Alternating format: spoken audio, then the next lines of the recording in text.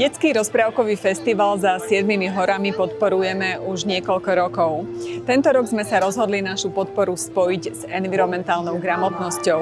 Učíme deti nielen k láske k prírode, ale najmä k tomu, aby chodili do lesa.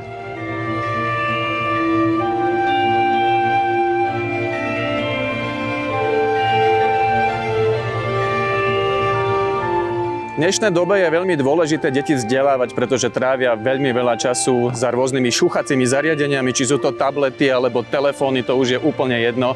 A som veľmi rád, že v spolupráci s nadáciou Allianz môžeme deťom poskytovať istý druh zábavy, istý druh vzdelávania, istý druh aktivít, pri ktorých jednak rastie ich IQ a jednak rozprávkovou formou získavajú nové vedomosti, ktoré následne môžu uplatniť v bežnom živote. Takže veľká vďaka nadácii Allianz a teším sa na ďalšiu spoluprácu.